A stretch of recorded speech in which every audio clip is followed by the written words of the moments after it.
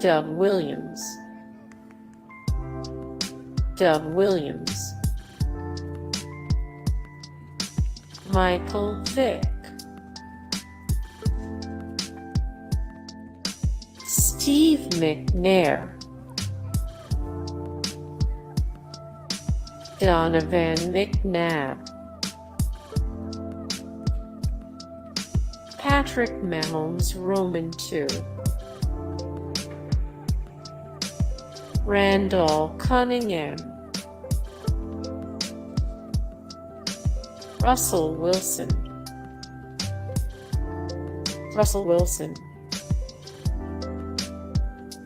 Warren Moon, Hey guys, thank you so much for the support and like.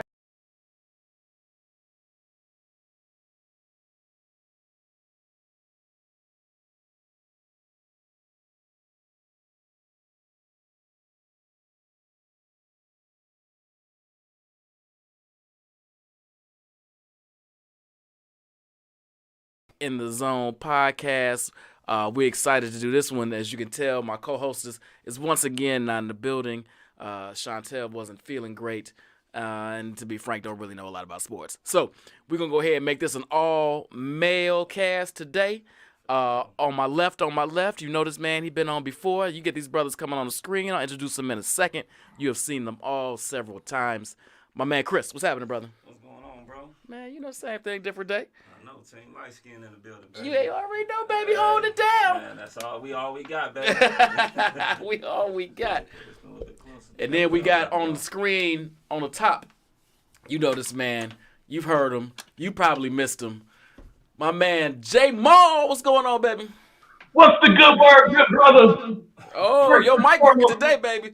You know that's right. I had to get the equipment upgraded. If I'm going out with the soldier. We talking Bears tonight. Let's get to it.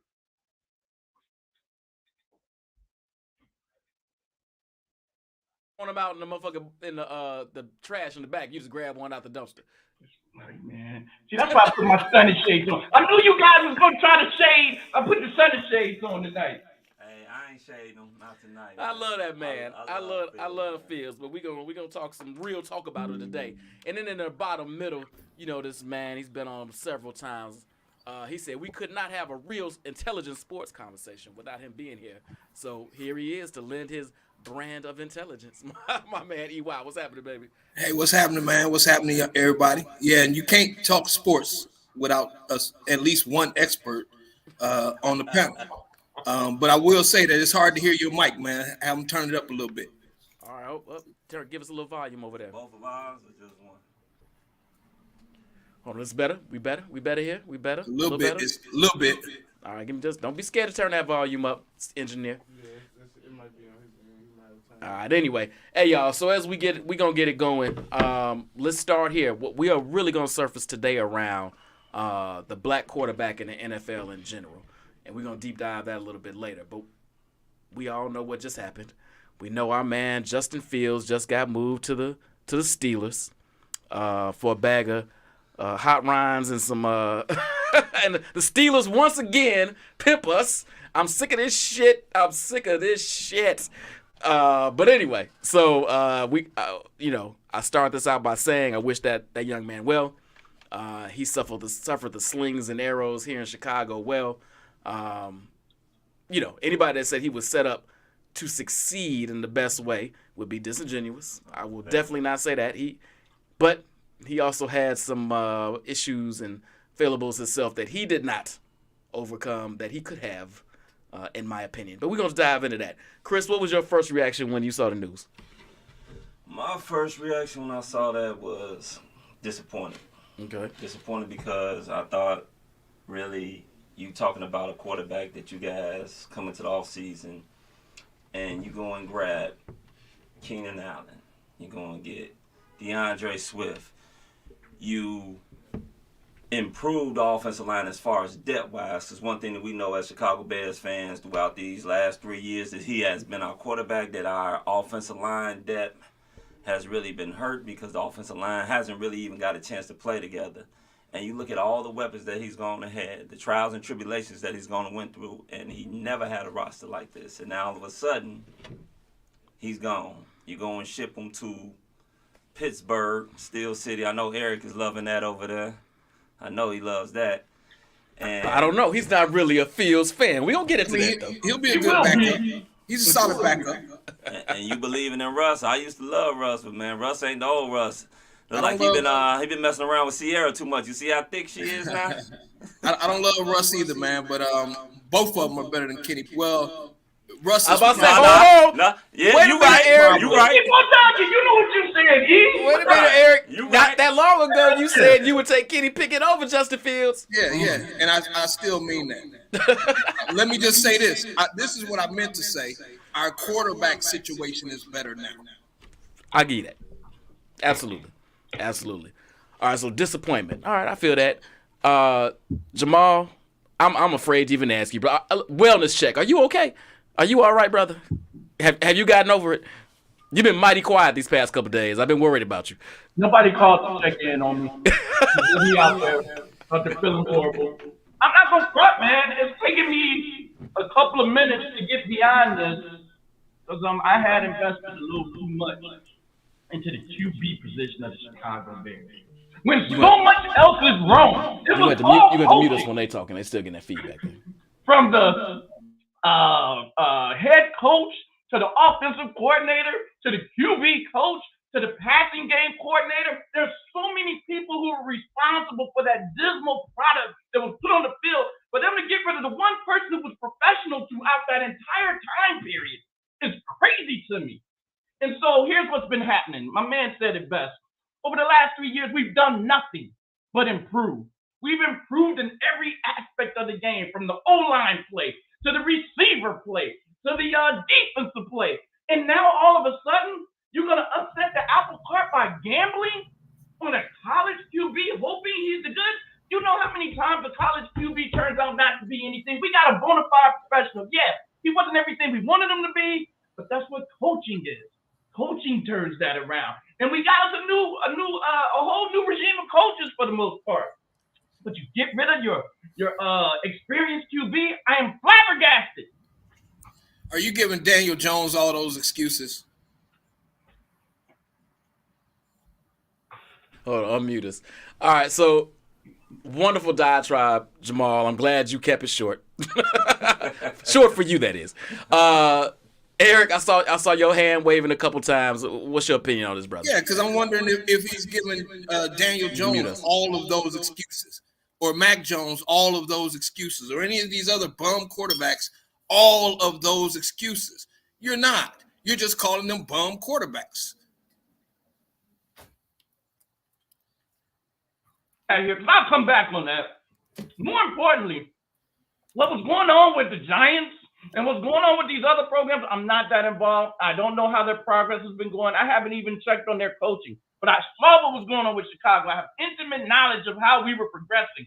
So, no, I won't give him a benefit of the doubt of what I'm giving Justin Fields, but I saw it. I recognized. I saw how he carried this team when he didn't have any of those things. And now that those things are coming in place, to get rid of your experienced QB is ridiculous. Unmute us. Jamal, let me ask you a question. And then I'm going to kick it to Eric so we can talk about this from a Steelers fan perspective. All right. You listed a lot of things that I 100% agree with. Justin Fields was shackled in a lot of ways. Was any of that on Justin? Was any of the lack of progress, the lack of winning, the fourth quarter fumbles, any of that? Was any of that on Justin? So listen, man, this is a game of football. There's nothing harder. And there's no position more difficult than the quarterback position. Did some things go wrong? Yeah. But I'm glad we started this talking about the black QB, because the way we assess them, the way we critique black QBs is ridiculous. He fumbled the ball. Every QB fumbles the ball, but he did it in the foot. It was a tough time. The O-line thought he got hit. He was trying to make something happen. He's being held accountable for every victory. And then at the same time, every loss. And listen, the defense was ranked 32 just last year. Last year, they were the worst defense out of the entire league. This year, they get a little bit better. And, man, we're 2 games away from the playoffs. What are we talking about? Yes, he was responsible for a couple of interceptions, but every quarterback is, right? What the better question we should be asking is, what was going on with our passing game coordinator?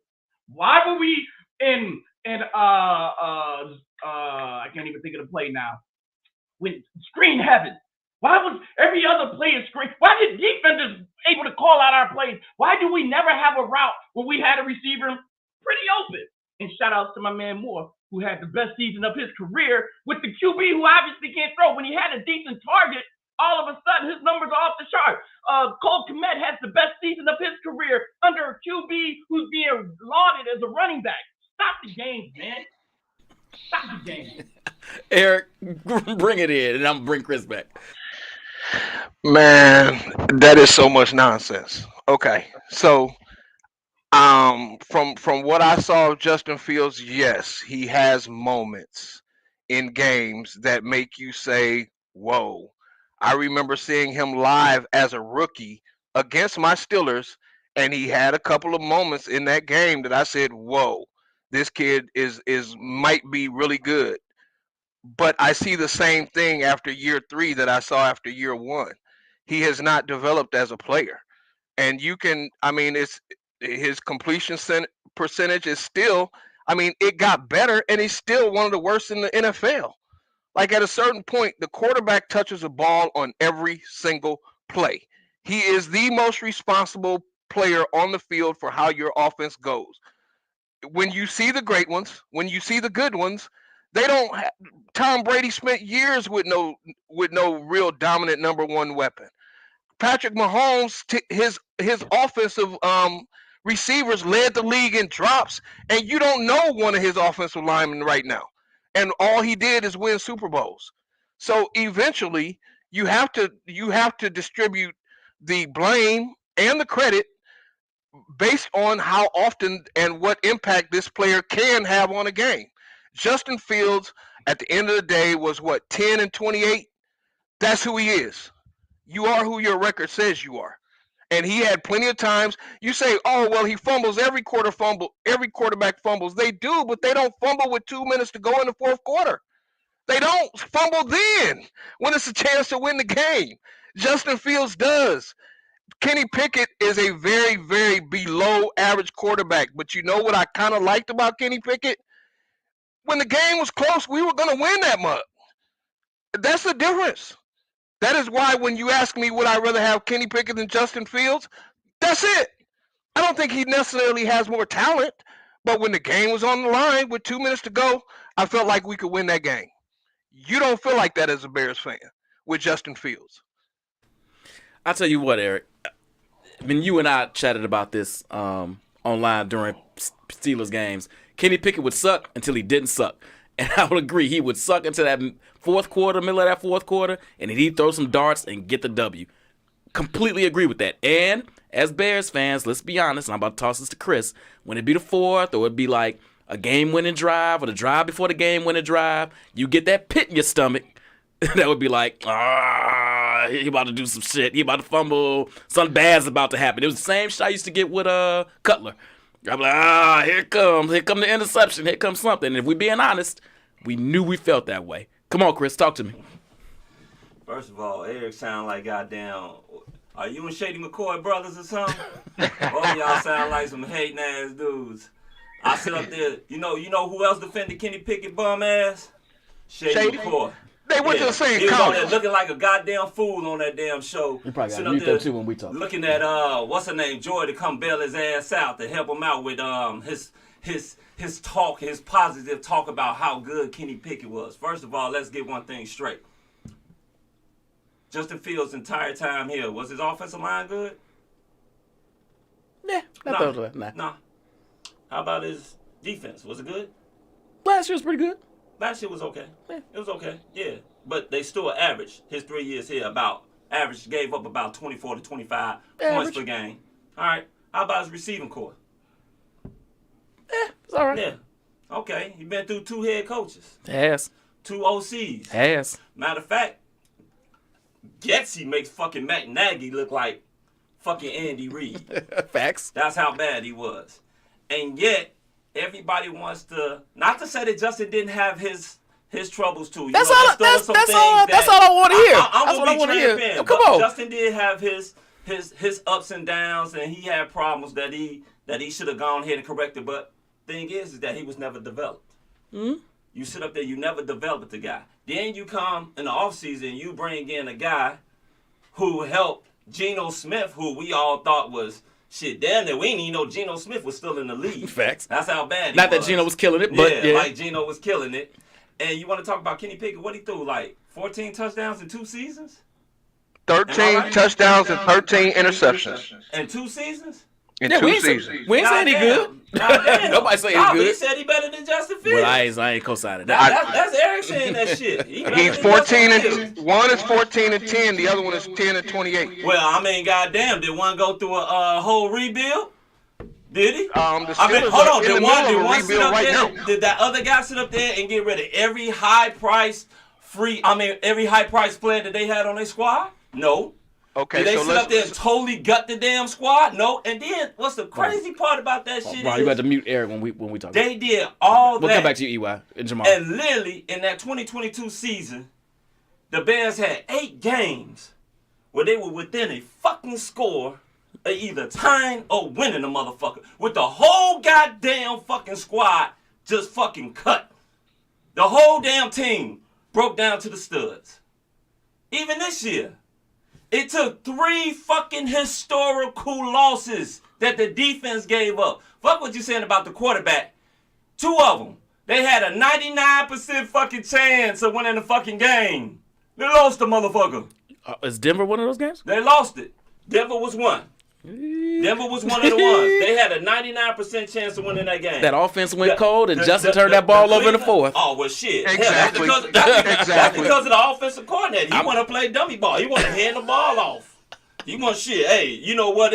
It's fucking 3rd down and 10. Fuck passing the ball. Let's go ahead and hand it off. Or let's do a fucking jet sweep. Chris, I don't disagree with any of this, except when we dive into a particular game like Denver like that, you also have to look at the offense stalled. Some of that's coordinated. Some of that Justin made some bad throws, and then he turned the ball over in the most critical moment of the game.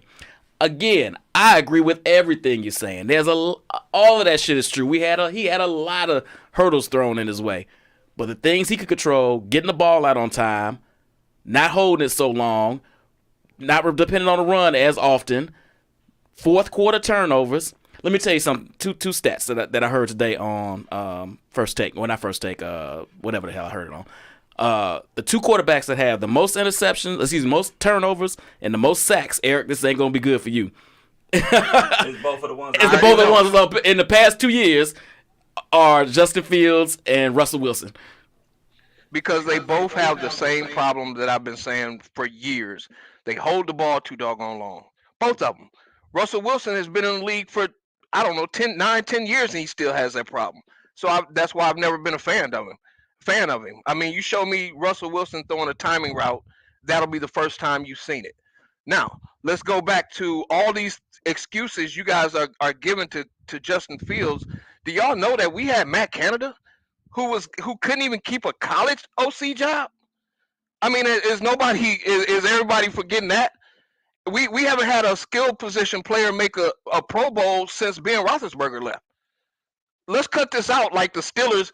Our defense is very good because we got T.J. Watt, the difference maker, but he missed a whole lot of time the year before last, and our defense is very middle of the pack. We have players on defense, but our defense, the results of the last 2 years has been very middle of the pack. So all of these excuses now, sure, we do have Mike Tomlin. Do you know how many quarterbacks Mike Tomlin has developed in his career? 0. He walked into Ben Roethlisberger. He has not developed a quarterback ever, and he's not an offensive guy. All he is, yes, he controls he looks out for the whole team and the whole atmosphere. He's not a play caller on offense or defense. So let's stop with the Steelers. Everybody's excited about how Mike Tomlin is going to develop Justin Fields. Hey, you're a first-round draft pick. Bring your ass to the league developed. Cut this out. Eric, I do want to touch on that, and I'm gonna kick it back to Jamal. Jesse, you might be right that Josh Allen's has more turnovers, but that doesn't include sacks. That stat that I gave included turnovers and sacks, and they are 10 to 20 times or 10 to 20 more than the next closest person who isn't Josh Allen. But neither here nor there. He's Jamal, also overrated. I knew you was, I was But waiting on you to say that. let's keep going. Josh Allen. Jamal, you've heard a lot here. You heard a lot here. Here's where I want to shift it. It's over. He's gone. Let's not we can gnash our teeth all we want. I'll miss him. I will. I think he's a stand-up young man. Where do we go from here? Who should we draft? Black quarterback, right? All right. Before we get into this, who's the future of the Chicago Bears? I need to correct a couple of things that were said. One, we had these faulty analogies with Justin Fields' first 3 years compared to Tom Brady's last 3 years and Mahomes' last couple of years when they're doing it without the talent. They went to loaded teams. Those teams were loaded. When Tom Brady took over, I can't even think of the dude's name. Bledsoe just had him coming off a Super Bowl run or on their way to. That team was loaded. So he had time to mature under the best conditions, which is what you need early on. You need a situation that allows you to expand your wings and get a little bit of confidence. Our man was put in the worst conditions.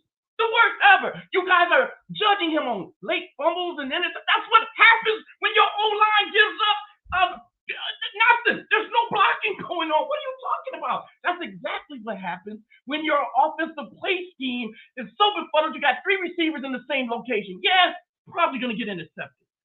But all right, I'm done with that. Let's just get to this future, right? The lead horse is dude who, according to y'all, is his record, but his record's bum, right? Especially when it comes to teams that are in the top 10 or have a winning percentage. Like when he gets against tough teams, falls completely apart. But we ain't mentioning that because, college boy. He's a little emotional distraught. Well, he ain't emotional distraught. He's just generation. What is this? Alpha? What's the name of this generation right now? He's all about it, right? He's fingernails, polish, dresses, show his emotions, cry with his mama. He's that dude. We're supposed to believe that he's going to come in and do what very few number 1 draft picks do. Come in and immediately be successful. That's not what normally happens. There was a time, since we're talking about the history of black QBs, there was a time when most QBs got 3 years on the bench before they even saw the field. But now we're in this microwave generation. You got to produce right now. Eric just said, oh, you number 1 draft pick. Act like it. Man, you know how many number 1 draft picks we could name that aren't in the league anymore? But the point is... And maybe Fields should be one. Here we go. Here we go. So, who we should be looking at? Well, in this no-win situation, when you get rid of the consummate pro, the guy who can get it done, then we're forced to take the dude who's ranked number 1 and everybody thinks he's the best QB. So yeah, we got to go with Williams. But I would rather see the young boy out of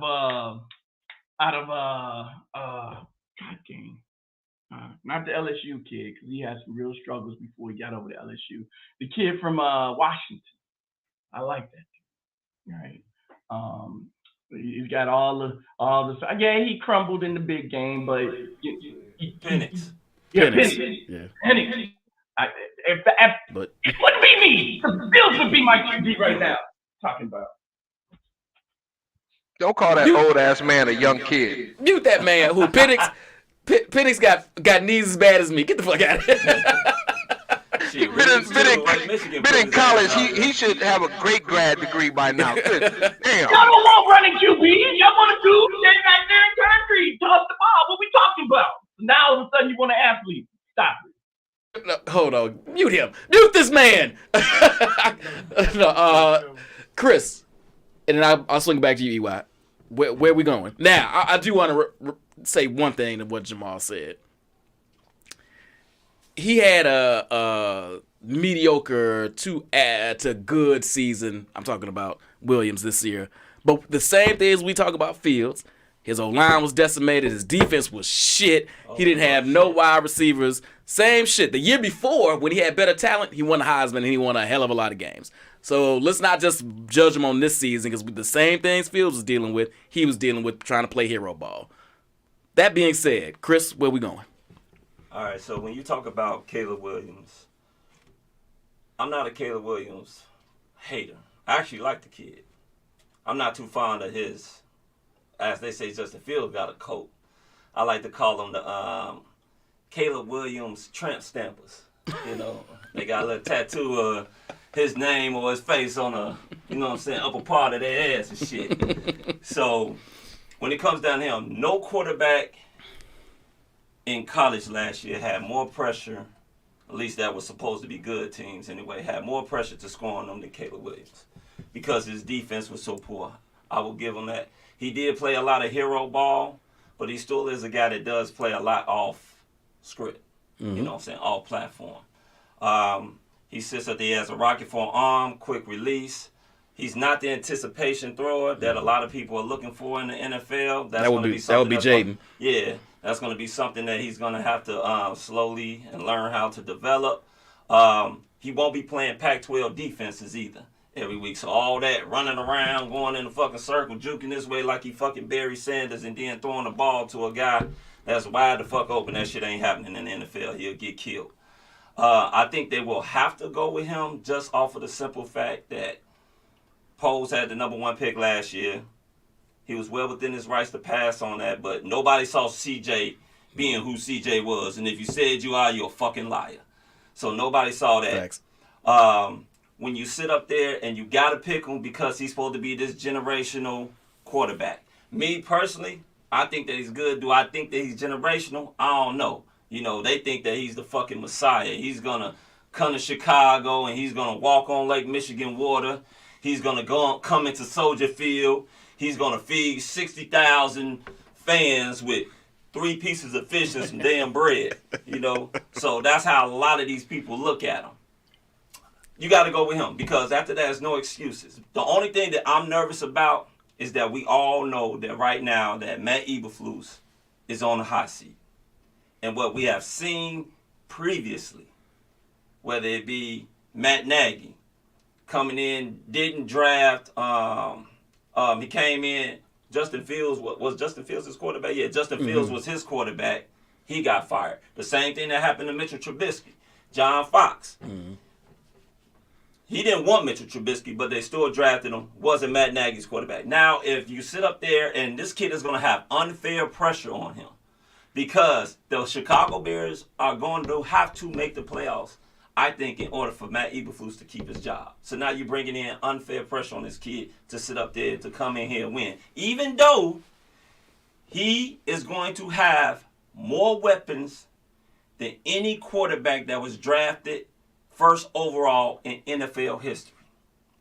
No quarterback in NFL history has came in with the number 1 overall pick having 2 number 1 wide receivers, 2 good tight ends, a good running back, and a projected top 10 defense. Most quarterbacks that come into that situation, they come into like a Bryce Young, maybe a little bit better than that situation. That's what he's going to be coming into in Chicago. Nobody's going to want to hear any excuses. He's supposed to be this generational guy. We want to see you come in. We want to see you kill. We know you're going to have your little bumps in the road. We understand that. But you're going to have to come in and you're going to have to win because a lot of these so-called experts are saying already that he's better than the guy that spent 3 years in the league. He's a better passer. He's going to surpass his numbers. We're going to see about that. I just don't want the cycle to repeat itself. And also, a fun fact. The Chicago Bears. I've been a fan of Chicago Bears for 35 years. For 35 years, the Chicago Bears have always been, except for one time, they have hired a coach that's never had previous head coaching experience. Eberflus, Nagy. John Fox had it. That was the only one. You go to Dick Duran, Mark Trestman, Lovey, David Wannstedt, Lovey Smith, even Mike Dicker. None of them had previous head coaching experience. So that means more than likely, if Eberflus is fired, they're going to possibly bring in another guy that's never had that because they're that damn cheap. Brother, you're preaching there. I will say this to your one point, and I think a lot of Bears fans are on, he got to come in, he got to get us to the playoffs, blah, blah, blah, blah, blah, blah, blah, blah, blah. Look, man, I know he's supposed to be generational. I know he's supposed to be the Messiah, as you say, but he's still a rookie. And we won 3 games 2 years ago and 7 last year. I know we on the upswing. I know we got some really good talent coming in this year. I'm going to say 9 games should be the target, and if that gets you in the playoffs, cool. If you get 10, great. Right? He's still a rookie, and we cannot hold him to non-rookie expectations. I know everybody's C.J. Stroud did it last year. C.J. Stroud is an aberration, but that's is my piece on that. EY, just have them. As they say, let them game manage. The same guy that Eric don't like, Russell Wilson. How he get his first Super Bowl? He was a game manager. Game manager. Let him game manage. We can let him just game don't manage. fuck up the game. That's all. That's all. Just don't fuck it up. Don't fumble. Don't fumble in the fourth like Justin. That's all we're saying. I want to see Jamal's face when I said that. Eric, pick. I didn't hear your question. I didn't hear your question. Oh, he muted me. What do you think we should do with this pick? Well, to be honest with y'all, and this is gonna blow y'all away. I didn't think they should have traded Justin Fields. I thought they should have traded the pick. That was my opinion. Even though I'm not a lover of Justin Fields like that. I just thought that long term, to set yourself up for better long term success, trade the pick, keep Justin another year. Right, because he was going to be done with his last year, his deal anyway. Keep him another year. Now you have no excuses, and you will have used those picks to build up the roster that you could then go drop a rookie quarterback in. Everything Chris said, I actually agree with. Now, as far as everything, all the evals that I've heard about this Caleb Williams kid, they're all over the place, man. He may be the next greatest quarterback to ever play the game, or he may be the next Jamarcus Russell. I really have no idea based on the evals I've seen. I did watch a little of his pro day today, and hate to say I wasn't extremely impressed. I saw a lot of balls that were not thrown in front of receivers. Then this was just football in shorts, a scripted workout, no defense whatsoever. I saw receivers having to wait on balls. I saw balls not thrown in front of guys, no anticipation on the throws. He wasn't extremely accurate, but it wasn't so bad that it was terrible. I think what I saw today from his pro day is, if you loved his game tape, it was no reason to knock him down. But if you had questions going in, I don't think I saw anything in his pro day to quell that. We always knew he had a strong arm. But the experts, one of the knocks on his evaluation was whether or not he can be an anticipation thrower, kind of like what Chris said. And to me, that is one of the big things that I look at with quarterbacks. I don't care as much how strong your arm is. I want you to be an anticipation thrower, and that means you read the defense pre-snap and post-snap, and you were able to get it off it with anticipation and then be accurate. When I'm judging quarterbacks, those are the things I'm looking for. I don't really care how fast you are, how athletic you are. If I cared about that, I'd hike it to my running back. I want to see if you can do those things, make pre-snap, post-snap reads, throw it with accuracy and anticipation. So I didn't watch enough of Caleb to have the eval myself during games. So I've just heard a lot of evaluations, and based on what I've heard and the little bit I saw, I really actually agree with Chris quite a bit. But my first thoughts was to trade the pick and keep Justin.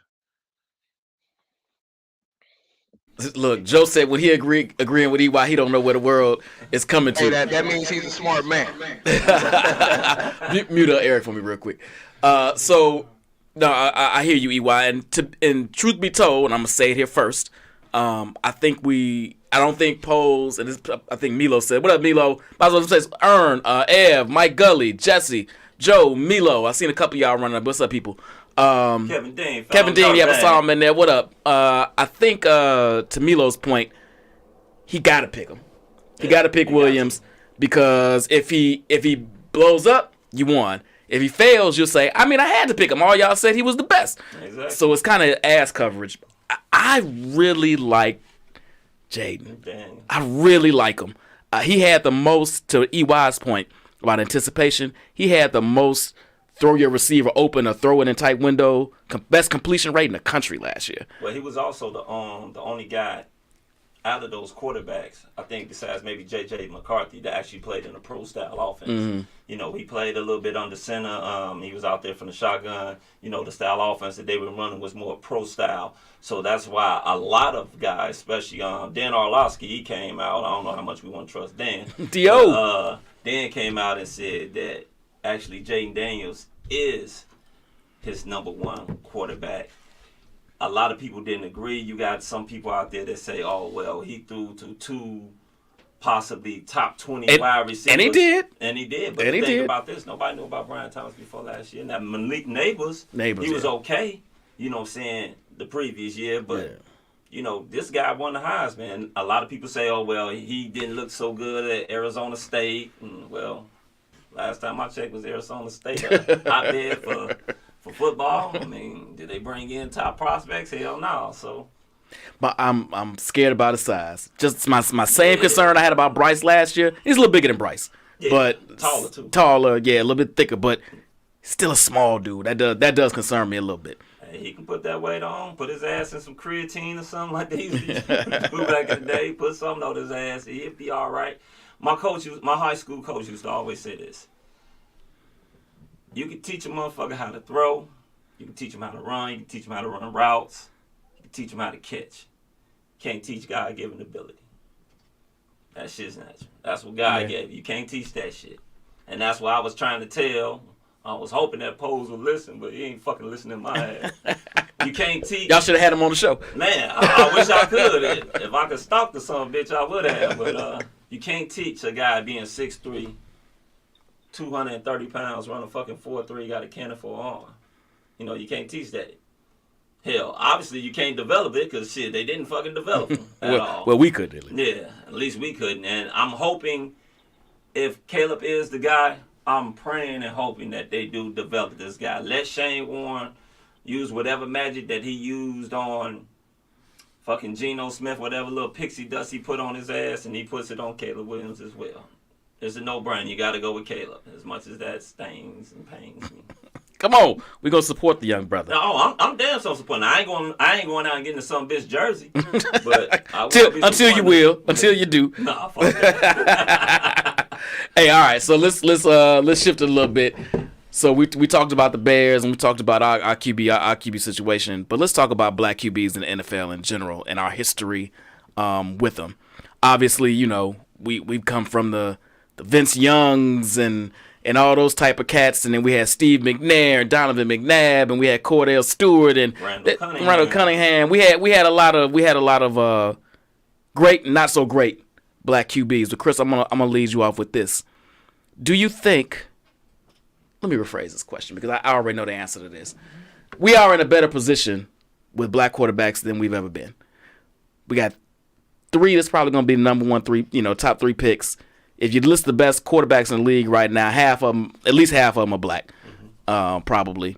Do you think there's still some undue stigma and bias to playing the quarterback position as a black man in the NFL today? Oh, hell yeah, it is. It no doubt it's a stigmatization to that. The thing is that they believe that black quarterbacks aren't the brightest. They know that we're better athletes, which is natural. We just better athletes. We don't have the leash that white quarterbacks do. It's still the good old boys network, whether it's you trying to buy into the NFL or any type of professional team, or if you're trying to get on to a NFL squad. I remember on my podcast, Chicago Clubhouse podcast. Shout him out. Yeah. We had Jeff Blake on there. Mm-hmm. And Jeff Blake was Cincinnati, yes. Black quarterback. Could run a little bit, rifle arm. He was telling us about the politics and egos in football and how a lot of general managers and head coaches, they won't necessarily give blacks quarterbacks their due or a chance because, they're going to bring in their white quarterbacks. And what was interesting that I found out, Kirk Cousins. Kirk Cousins the thieves of all thieves. The thieves of all thieves has generated $398 million in guaranteed money. That's just guaranteed. Mm-hmm. And there's only won one fucking playoff game. One. So that right there in itself just tells you how this shit is.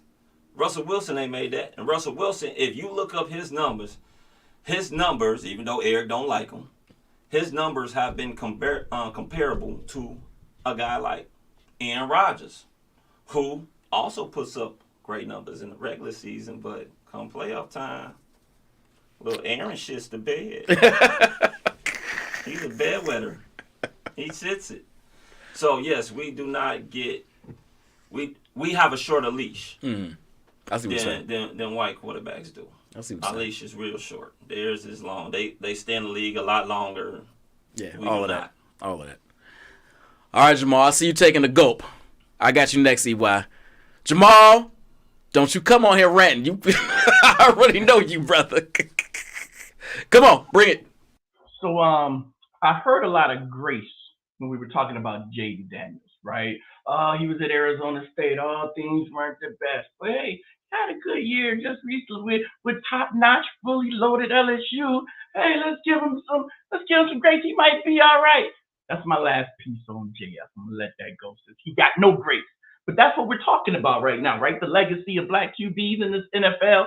The NFL was founded in 1920. 1920. That's a long time ago. It took 26 years for the color barrier to break. That was 1946 when the first black athlete got to get. So that's 26 years to just 8, right?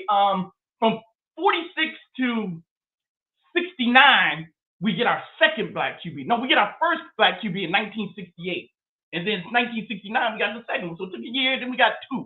And then it wasn't until 1974 that 2 black QBs actually got to play in the league at the same time, not against each other, just in the league at the same time. So we have this legacy of adversity being faced by black men and quarterbacks. And even once they got the right to play the position, the critique on them, the criticism of them was so multifaceted, so intertwined within society's issues with race that the black quarterback has easily been the most biased athletic position in the game of any sport, right? That's the position where the most hate is there. And so when we start talking about these black quarterbacks, it was first they didn't have the intelligence. Things I'm hearing from the board today. Not you, Chris. Shout outs to you, good brother. You've been on your game tonight. But the rest of you cats been questioning intelligence, been talking about leadership. No, y'all didn't get into leadership more. Decision making, skills on the field. I mean, that's the tropes. That's what's used all the time when we start wanting to denigrate black folks. The black QB has been stereotyped, and the NFL has been deeply ingrained with this racial animus that from coaches to executives to fans to the media, that it's amazing the Herculean effort a black quarterback has to go through to be successful. When you talk about the Warren Moon story, it's like, oh my God. Like, who knew that dude was this old when he was doing that much? Like, if he'd have just had his chance to do that in the league earlier, he could have. The point is this. Yeah, you goddamn right, the black QB. We're in the best of times. It's the best time to be a black man, better than any other time on this planet. This is the time you want to be black. However, there's still hell to be caught. And we're just watching it with JF1, what happened with him. We're about to see it happen with Caleb, unfortunately. You're right. Like, right now, I'm still hating a little bit on the cat. But it's just a matter of time. Let them get this spring camp. We're going to see what's up. And I'm going to jump in. But, yeah, man, I mean, we got it bad. I'm sorry, bro. Go ahead. Nah, go ahead, bro. That was actually succinct for you. And some good points made. Some good points made. I appreciate it. EY, what you think, brother? Where are we at? Where are we standing right now? Oh shit! I got to follow Dr. Umar Jamal Abdullah. No, but dig this. Look, nobody should be so ignorant as to believe that there is not racism. And anytime a black man is trying to succeed or be in a position of leadership, he is going to face racism. It could be Obama, it could be Mike Tomlin. I hate getting on these boards, Steelers fans. It's always going to be some idiot fire Mike Tomlin, right? So it would be ignorant to say that there is no racism faced by black quarterbacks. But let's zoom out. What happens and where the problem is, in my opinion, is that these black kids who want to play quarterback are actually failed Any of y'all that teach little JFL or Pop Warner kids, and you got a black kid that wants to be a quarterback, teach that kid the mechanics of throwing the football and reading a defense. Don't just take your little black athlete and have them running all around and don't teach them how to do the basics mechanics of playing quarterback, because that's where they're being failed at. Then they get to high school and it's the same thing. They're the best athlete on the field, so they're running around. Nobody's teaching them mechanics. Nobody's teaching them to read defense. Then they get to college, it'll be the same thing. I mean, so they're being failed early, but yet you get the little white quarterback. He's going to quarterback camp. His daddy's paying for training for him to just he's not an athlete. He has no choice but to sit back there and try to throw the ball and learn how to throw it. These black kids that want to play quarterback are being failed at early ages. That's why you see a kid like Patrick Mahomes. His daddy had the money to have him a quarterback coach when he was in middle school, high school. So yes, I do. Don't get me wrong. I do understand the dynamics of racism. I absolutely do. But let's do our part as Pop Warner coaches and youth football coaches to overcome that by teaching your little black athletes how to play the position. That's my piece. And then mute EY. Yeah, please. that's very true. We definitely need to teach our kids. If you're coaching Pop Warner or whatnot, teach them the fundamentals of playing football, playing that particular quarterback position. Because I remember when I was younger, playing football, basketball, and yeah, we were the superior athletes. But them goddamn white boys, man, they were fundamentally sound. They come out there and kick our ass. They can't fucking jump. They can't dunk shit, but they will always beat us. One thing that we have to realize, too, also, is that the media, these announcers, you can tell the racism is there. You'll see a guy like Tom Brady.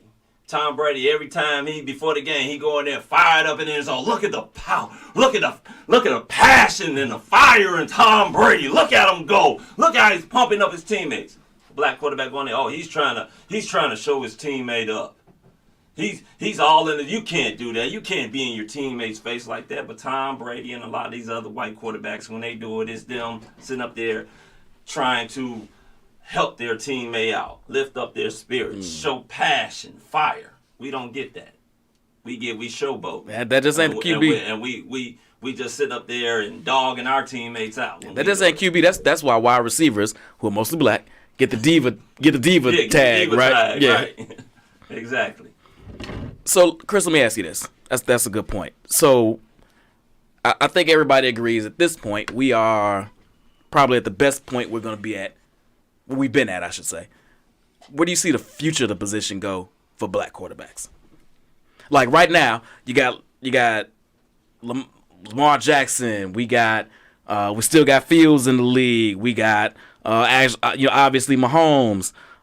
We got who else? We got my man in Philly. What's his name? Jalen Hurts. Dak Choke Prescott. Oh, I forgot all about Dak. We ain't even talked about him yet. Tony Wells.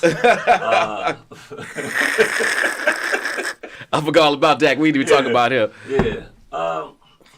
So where do you see the future of this position going? Are we going? And then it was C.J. Stroud. We didn't talk about him. And we not in this category right now. Anthony Richardson. So we got three coming in the league. And somebody just said in the board is white quarterbacks don't hit as often as black quarterbacks don't hit. So it's not just about us. They just get more opportunities to stay around the league and get a chance to earn a check.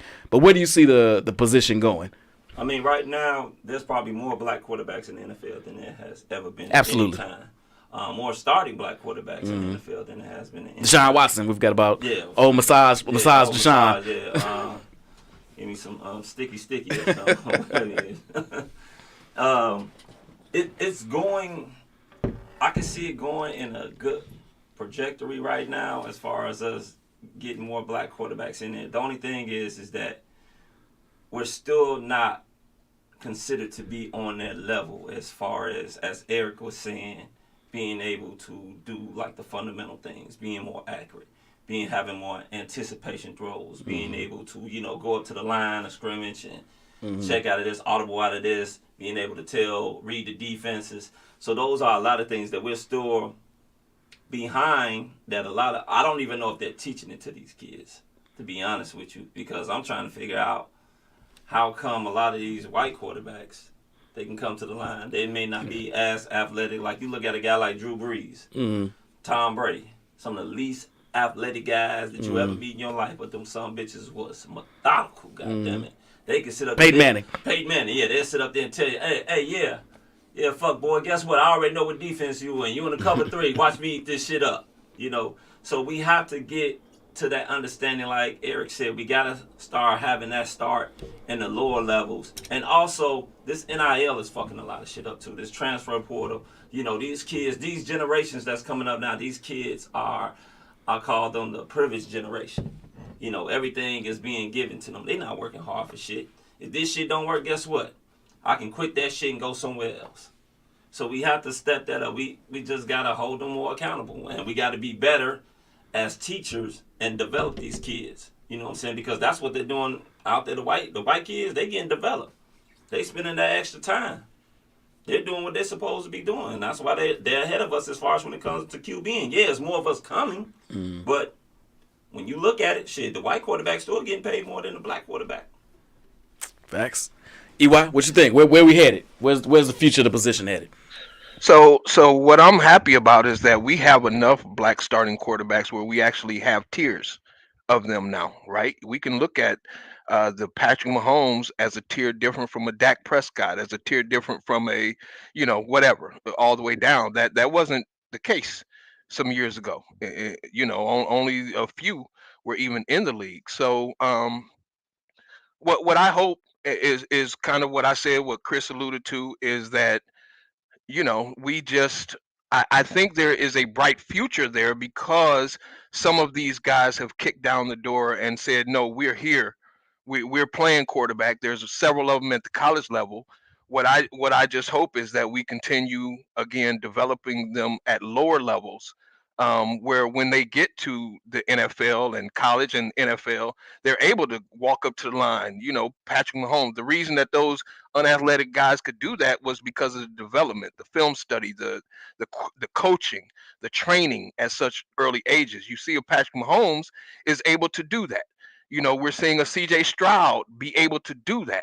So my hope is that as these next generation of young black quarterbacks come up, we showed them that we can think the game just as well as we can run around and athletically play it, because it is there. We do have that ability. It's just nobody's training us to do it, and they're just using our athletic ability instead of our brains. And but I do think the more and more we kick down these doors, the more opportunities will be available to kick down more doors. Yeah, so I 100% agree, Eric. I think coaches see the athleticism. It's easy to scheme a rollout or a quarterback draw and all this, right? Because you got the most athletic kid on the field, as opposed to taking the time to train him up. Is just saying, J Maul. And just high school. I'm sorry, just one last No, point. go ahead. And in high school, middle school, they're just trying to win the game. Right, so they got the best kid on my daughter's. We just she's a cheerleader for her middle school, 7th grade kid. They had a black quarterback. Every third play was him scramble around and try to run. Right, I mean that's because he is the absolute best athlete on the field. Nobody is trying to teach him how to stand back there in the pocket and point his shoulders. Nobody's showing him that. They're on the third play. We're gonna run up the middle twice and they're going to go nowhere. Then on third play, I want you to quarterback sweep, run for the touchdown. And they won like that. That's because coaches are. So sometimes as parents, we have to, take a lead and say, hey, on off season, yeah, we can do that during the season. But off season, I'm going to take my son and go get him a coach and find somebody to train him up, to where he's learning these other facets of playing the position. Facts on facts, brother. Facts on facts. Jamal, what you thinking, brother? Where we going? So I got a little pushback on this, just from the fact that I used to coach high school and youth league, right? And I saw the transformation from the run game, where it was heavy run, into the 5 wide air raid offenses and what have you. And I think we're making the fatal flaw of assuming every time we see these successful white QBs that, well, they did have some advantages, but that translates to all white QBs. There's so many white QBs that are bum, right? And we never even take them into granted. When we make our comparisons to any of our black quarterbacks, it's to the greatest of all time. It's to the best to ever do it. And hey, you just need to be as great as them because we put that type of pressure on our people, right? That if you're not the greatest, then what are you doing? So I say all that to say this is that watching youth football, coaching youth football, man, you get an hour and a half every day after school. You can't get there. You're right. Eric made a great point about getting some extra coaching, but that's a new phenomenon. This whole personal coaching and off season and there used to be a time when an athlete's supposed to be a 3-sport athlete, you're supposed to be playing everything. But now, no, I'm a QB, so I play football, and then in the off season, I get better at football. So there's still that juxtaposition that I don't even know if I agree with, right? I still think kids should be athletes, play all sports, do it. High school teams, almost similar. Many times the best kids have to go both ways, so they're practicing both sides of the ball. There's no time to be a specialist. You don't get it. But there are some fundamentals now. Now they are breaking down the passing game to such an extent that when you leave high school, you should be able to talk coverages.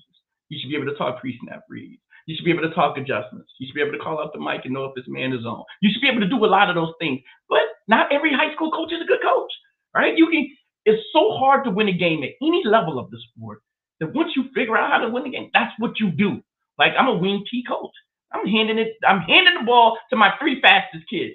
Stop them, right? Because I can do that with an efficiency that's better than teaching the kids to throw the ball, teaching the O-line to block, teaching the receiver to catch the ball, have them all run synchronistic good routes. And there's a lot going on. So I say all that to say this. Again, you guys are 100% right. The environment has changed. We are manufacturing a ton of black QBs. That great athlete is now getting a look at quarterback just because he's the best athlete on the field. And then with just a little bit of coaching, you can teach a kid to become accurate, right? Check his mechanics, turn that shoulder, hit that trunk rate, turn that trunk. You can become accurate, right? And that's my point when we were talking about development. And this is why I'm so angry at the offensive coordinator, the QB coach, the passing game coordinator, because those things can be fixed. They should be watching enough film. I love Mike Tomlin's quote, and I got mad at you, EY, because you were sort of downgrading Mike. It's one of the most consistent programs in the NFL of all time. And I don't know, what's he been there, 15 years now or whatever? Shows 17. 17. They've been trying to get rid of that man forever. You can't get rid of a guy who takes you to the playoffs every year, even when the squad is bummed, right? So when we start talking about the effects of good coaching, the creation of great culture, and how it can take any athlete and put them in their best sphere to be who they need to be, that's something that needs to be applauded. The Bears haven't been able to do that. We've been waiting for Superman since '85. I'm sorry, go ahead. Yeah, no. Let me just make myself clear. Mike Tomlin is one of the 3 people in this world that are untouchable, along with Jamil Hill and Michelle Obama, right? So understand when all I was saying about Mike Tomlin is offensively, when people are saying Justin Fields will be developed because he's under Mike Tomlin, that's let's make that distinction. Yes, the Steelers win even with bumps. People don't even know the Steelers were in the midst of a rebuild, right? Over these last few years, we've been in the midst, even during Ben's last few years, we've been in the midst of a rebuild, and nobody even knows it because we have Mike Tomlin. So he's one of the 3 people that can't be touched. Now that's outside of my family, right? Of course, but those 3 are unfuckwittable. So yeah, Mike Tomlin is that guy. Just to make that distinction. Distinction made, brother. Distinction made. All right, y'all. We've been at this for about an hour. I do want to throw what's up, Beulah? What's Rico's watching? What's going on? Derek, I see you, brother. Jesse, I see you. Throw a little curve at you. I said we might do this, but I want to throw a little hitch in it.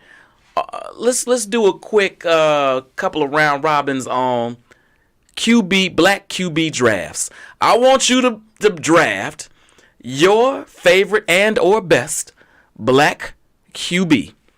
And we will do it snake order just like we would a regular fantasy draft. We'll let Eric go first. We'll let Jamal go second. Chris will go third. I'll go fourth. I'll come back around the horn and we'll circle it. We all know how it goes. Everybody down? Can you not choose somebody who previously was chosen? Is that what we're saying? What's going on? Once Michael Vick is off the board, Michael Vick is off the board. All Hey, right. you giving me the first pick? Eh, Oh, this is easy. Ever. Yeah, don't pick Cordell Stewart. You can pick Slash if you'd like. You can pick Slash if you'd like. But let's do it. Come on, EY, you going first. Slash took us to an AFC championship, so don't be knocking Slash. However, Patrick Mahomes, let's stop this. I mean, Patrick Mahomes. Easy. That we got that. So Pat is off the board. Who you got, Jamal? Damn, that made it tough, right? Because I didn't even think about Patrick Mahomes in that sense. You know, like bright, it just gets twisted a little bit. But yeah, he's by far the dude. And that made me think about Super Bowls. So am I supposed to lean the Super Bowls? Because that's how we judge folks, right? With championships. But hell no. Warren Moon's career is the craziest thing I've ever seen and ever saw. And yeah, he never got a chance to touch the big dance. But that dude, man, from high school to college at Washington U to the CFL, still got records over there, and now records in the NFL. Come on, man. And before, and this was really under the heat of being a black QB, and before there was this, they were the first to go wide open, come to the line of scrimmage, check with me, and he's calling it from the line. Warren Moon's that dude. I got to give him his props. All right. You Jamal. Yeah. The two solid picks. Hey, I'm gonna go. Where you going, Chris? I'm gonna go with Randall Cunningham. A guy that later on in his career, he was a straight pocket passer. He had two of the coldest wide receivers to do it. I gotta go with Randall. Because when he was young too, that motherfucker could sling and he could run. Oh, he could sling and he could run. Yeah. I used to. So when Madden was first coming out, as a matter of fact, we used to play this shit at Jamal's house back in the day at the I. I would just fade back with fucking Randall until something came over and just toss that bitch. I'd be 60 yards down the fucking field and he'd still get that bitch there. Randall was a motherfucking beast on the field and in video games. All right, those are fucking awesome picks. I'm gonna go with Chicago's finest, Donovan McNabb. I like Donovan. He was a tank. He could sling that rock. He got to one Super Bowl, 4 I think in a row, NFC Championship games. Oh, yeah, he went. Yeah. He won. He never won a big one. Yeah. He never won a big one. But I always loved him. I know him personally, so I might be a little biased, but I'm taking Chicago's own right there. No. It's back to me. It's the snake order. That's right. It's like a fantasy draft. Don't be trying to take my. Don't pick my person. Don't be trying to take my shits. Hold on, I gotta put. I'm making sure I'm writing everybody down so we don't circle back.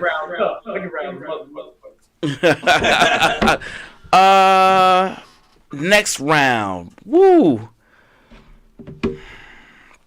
I thought Randall would still be there when I came around turn. I ain't even gonna lie. I thought he was still gonna be there. If I'm gonna go, I am gonna go. Doug Williams. I thought about Dougie. Dougie had only that one run though. I can't go Dougie this early. God damn it. He didn't win shit, but god damn it, he was exciting. I loved him. Michael Vick. Yeah. he didn't win shit, but he was an athlete. He could sling it. Again, talking about Madden, I won many a Super Bowl with him. I'm a forgive the dog. He served his penance. I'm gonna let that go. And again, he didn't win a whole lot, but even when he was in Philly, I loved him. Well, he also came out and said that he really didn't take a look at the playbooks and shit. He never stuck. Oh, you know what? Take it back. Nah, take it back. Take it back. I take it back. We didn't go to the next pick yet. I take it back. Steve McNair. I'm going Steve McNair. I forgot about Steve. I'm taking him. I'm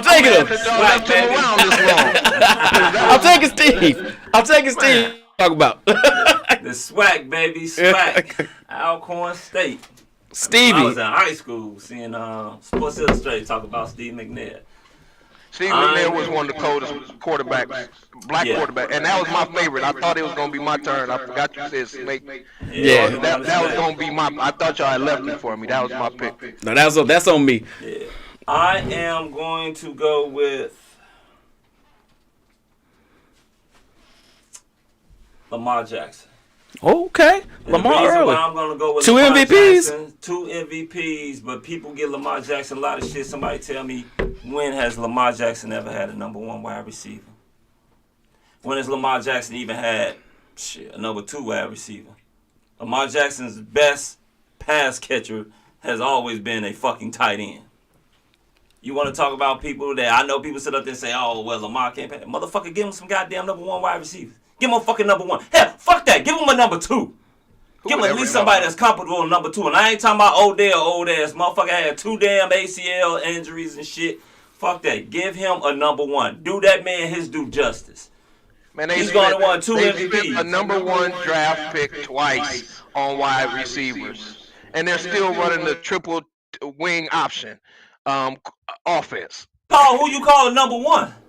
Rashad Bateman was a Oh, number the 1 Rashad pick. Bateman one. The That kid, motherfucker the ain't Flowers shit. kid that they just picked was a number Zay 1 Flowers is a more of a slot guy. Come on, man, be real. Give me a real fucking number 1. Nobody is Come on, shit E. when Give they me a play real with- number when 1. They play with Lamar Jackson. Give real number 1. Not no fucking midget out there playing, and not a goddamn guy that really never was a number 1. Give me a real fucking number 1. The man gonna want 2 goddamn MVPs. Give him somebody that's established. I don't want no fucking rookie. Give him somebody that's Lamar established. Jackson, Randy Moss, Mute us. and Jerry Rice, and they would still be running the goddamn triple option out there in Baltimore because the boy can't throw the ball accurately and on time. He cannot. That's why they lose in every playoff that they get to. He He cannot. beats Pittsburgh ass. No, he don't. Yes, he do. When? He's going to win farther than you fuckers. When has he beaten Pittsburgh? He beats Pittsburgh. He When? beats them. Y'all ain't never winning the goddamn. When's the last time y'all won a damn division? We was 5-1 in last year. 5-1 last year. That's great. When did y'all win a division? All right. Eric, your pick. Your pick. Go ahead. All right. Lamar's 2-6 against the Steelers. It's my pick. It ain't Eric's pick. Nah, yeah, it's Jamal pick. I get to I'm take a look. Hey, man. Y'all really trying to hurt a brother. Y'all really be getting together and I don't even know what the word is. But y'all know what y'all been doing. All right. I'm glad y'all argued for so long because I couldn't think of a motherfucker. Until I looked at the number 1 and realized that Superman has not left the building. Jimmy King, how y'all not gonna have Super Bowl champion going? I don't even know how many picks we're in. Shame on you guys. Give me Cam Newton. Did you say Super Bowl winning Cam Newton? Hold on, I'm mute him. The boy, don't be over eating yet. The show ain't over. Wait, hold on. I'm mute. He didn't win the Super Bowl, brother. Cam won a Super Bowl. No. Cam made a Super Bowl. He made one. He lost to Denver. He didn't fall on the ball. Wait, did Sean Watson just say Reggie Bush? This is why she is not on the motherfucking show today. Hey, look, we know you got a crush on Reggie. Come on, EY, it's on you, baby. You gotta unmute Eric. All right, so this is tough because you took McNair from Oh, me. okay. That's my guy, really. My favorite quarterback all time. So I'm just gonna go with the OG, first black quarterback to win a Super Bowl. I mean, how can we not? Doug Williams. He has to be mentioned in here somewhere. He does. You gotta grab him. All right, back on you, Chris. Is it on me? No, I thought it on this. Quit changing the rules. Aaron gets to double up. We snake in the draft. What are you doing? Y'all on some mess. You muted. You need to unmute yourself, cheater.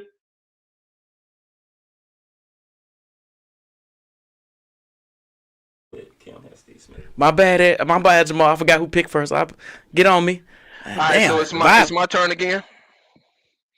All right, so check this. I probably at this point should pick Russell Wilson. I probably should, but I'm not. Give me C.J. Stroud on a projection pick. I want C.J. Stroud on a projection pick. Yes, sir. Okay. Jesse, by the way, if you saying Steve Smith wasn't the number 1 receiver, I don't care if he was 5'2". Steve Smith was the number one receiver. Cam had a number one receiver. Let's not do that. Who's it on? Back to Jamal. So this is a tough one because y'all left a bunch of good folks on the board, and I don't know. I mean, Mike Vick, this is his round. This is the round he's supposed to go in, but there's a dude who slips in just a little bit ahead of him. I think he reminds me so much of Cam, like he was the first Cam, that I gotta give him the respect. Dante Culpepper, give me Dante. Dante, he's a scrub.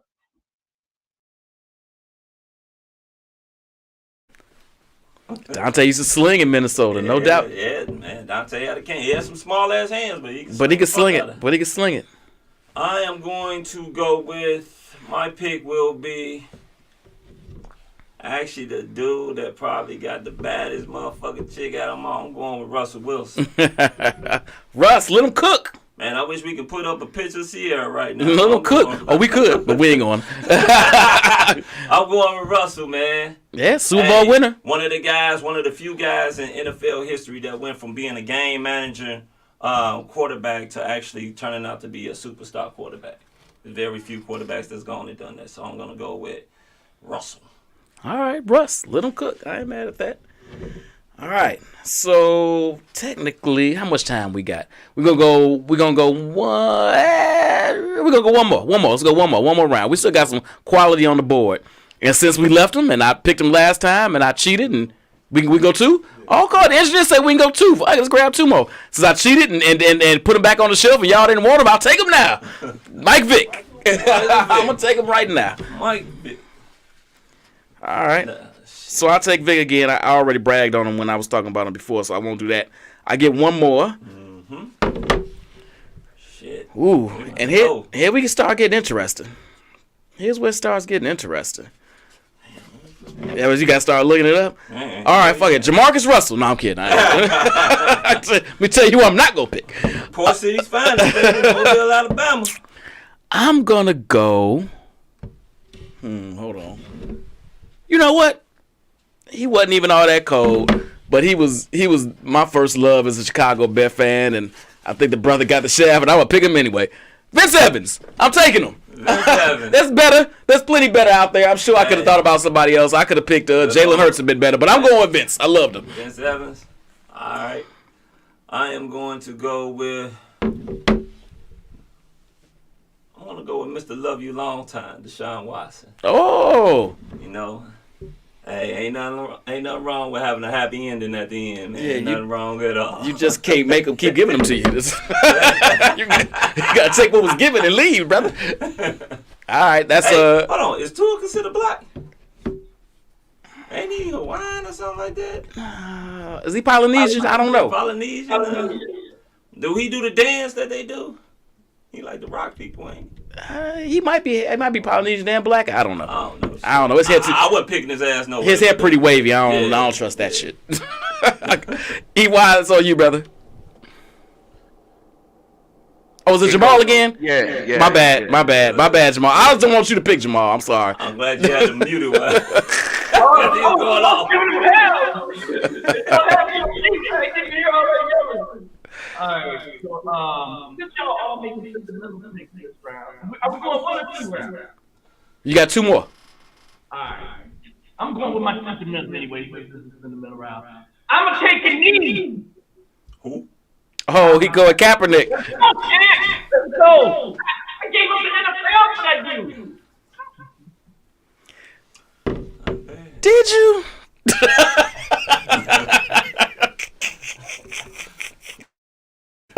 Samoan, that's probably. That's my story I'm sticking to.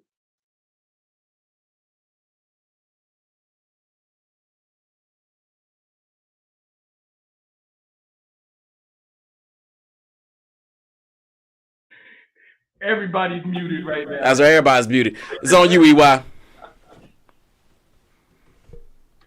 right, let me unmute myself. Now I'm going for sentimental picks, and I'm going hometown. Give me Slash. Cordell Stewart took us to an AFC Championship game. I ain't mad at that. And then it's back to me again. All right. So now I'm staying hometown and I'm giving history. Joe Gillum. If you don't know, look him up in Google. Joe Gillum. That's my last pick. Staying hometown.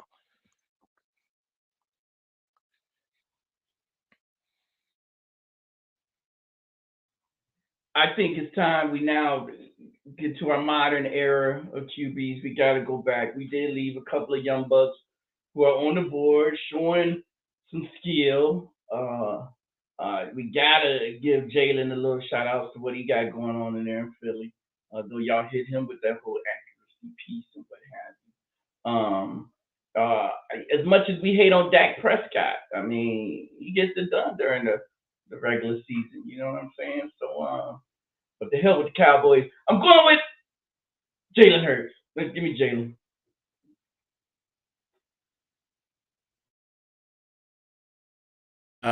Yep, it's on you. The ladies been waiting for Jalen to get picked. Yeah, I see.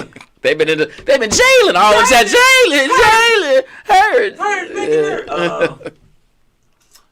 Let me see. I mean, I'm not picking fucking Dak, man. I can't do it. I don't give a fuck how much Tony like his ass. I can't pick fucking Dak. You know what I'm gonna do? I'm going to go with the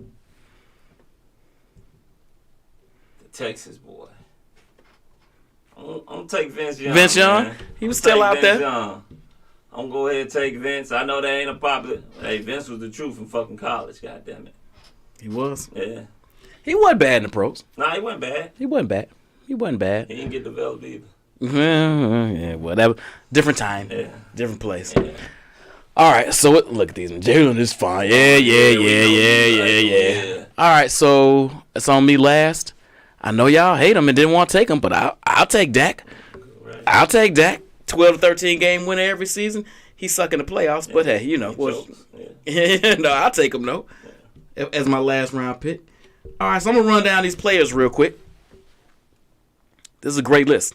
So we got Patrick Mahomes, Warren Moon, Randall Cunningham, Donovan McNabb, Steve McNair, Lamar Jackson, Cam Newton, Doug Williams, C.J. Stroud. I love that the young buck got picked that high. Dante Culpepper, Lit Russ Cook, Michael Vick, Vince Evans, Deshaun Watson, Cap, Slash, Joe Gilman. Excellent pick, Eric. Let's get some history in there.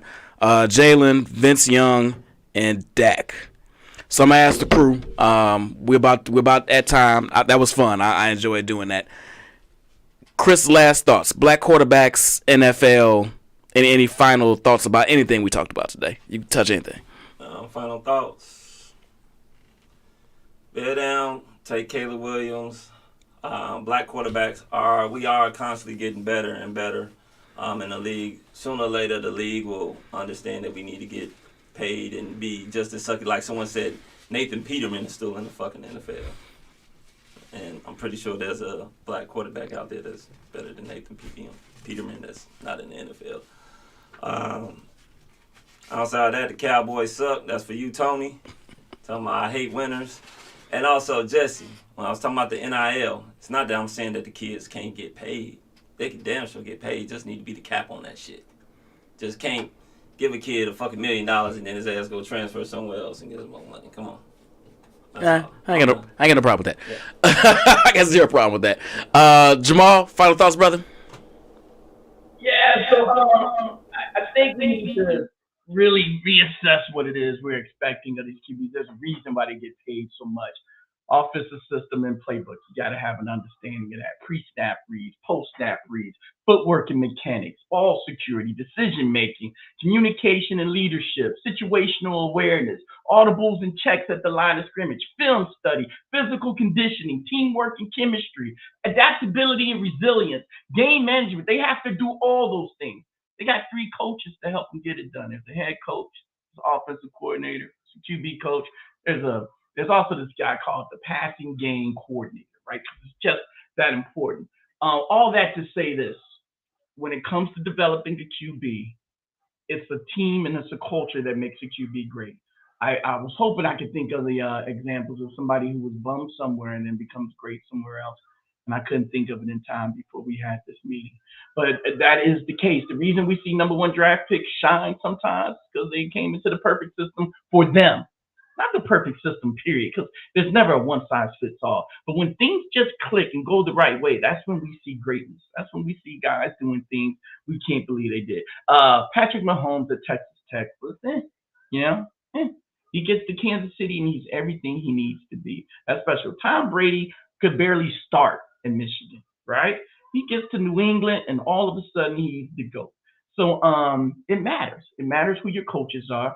It matters what the culture is, and it matters when you get there, right? What time did you show up at this program?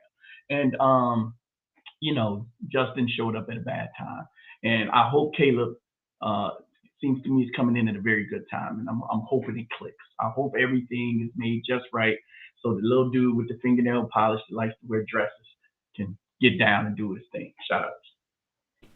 Hey, unmute me real quick.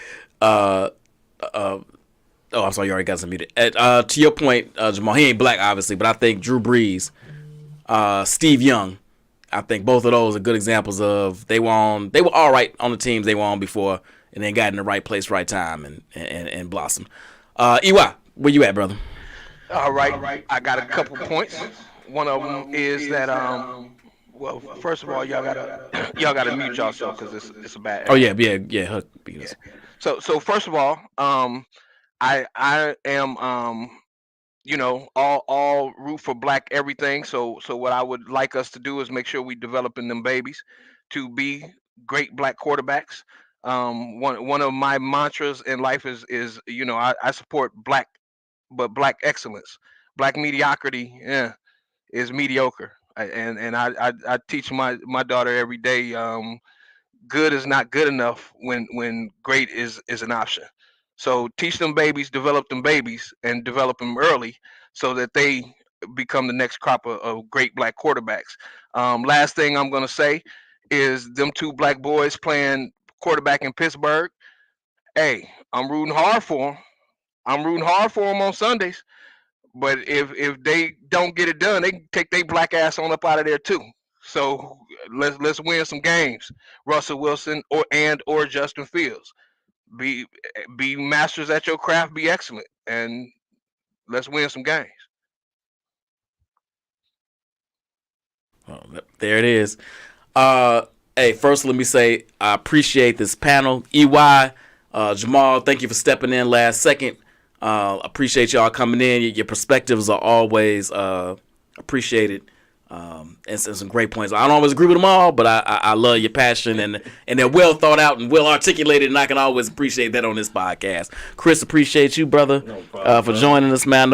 I know you do this on the weekly. Yeah. So ain't light skin, baby. We not. We didn't get a dark brother on the show this time. We got to fix that next time. Talking about black quarterbacks. He look a little light right now with the light on. Jamal can't possibly finger point at himself. Anyway.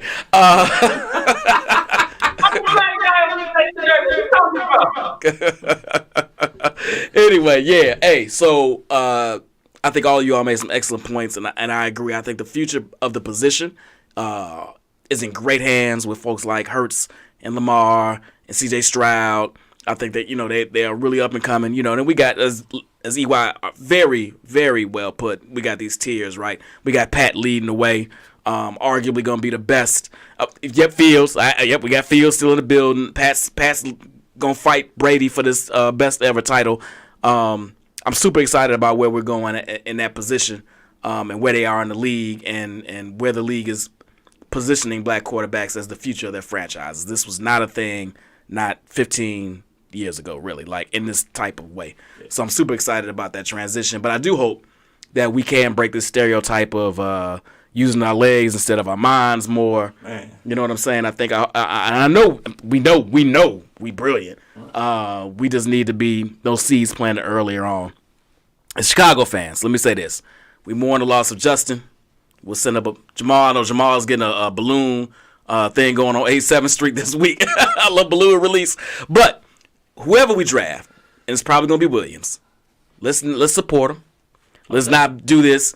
Oh, well, we didn't make the playoffs. I bet you Justin would have. Let's go ahead. Let's support him. Put our hope and our prayers into him, And I'll say this like I've said to everybody else, because I loved Justin. Me and Eric argued about Justin consistently for a while until I said, nope, you was right. That motherfucker suck. He don't suck. I'm just kidding. But if Caleb come in here and he blows shit, I'll talk shit about his ass too. And here's my main thing about the Bears. You don't get to talk. That's the last words. The main thing about the Bears is we're not great at developing the QB, so we got to keep throwing darts at the board until we get the one that don't need that much development because he's going to do it on his own. Right? We need to draft Superman because we ain't going to develop him, or else it'll just be Clark Kent up in this joint. So we got to keep throwing that dart until we get that one that just transcends and exceeds what we giving them because we've already proven in our 100-whatever-year history quarterbacks ain't our bag. Anyway, y'all, thanks for watching. We appreciate y'all. We will see you. I will be off next week, actually. I don't know. Chantel's going to be in here, probably do some all-girl shit. Y'all watch it if you want to. All right? I'll holler at y'all later. Peace.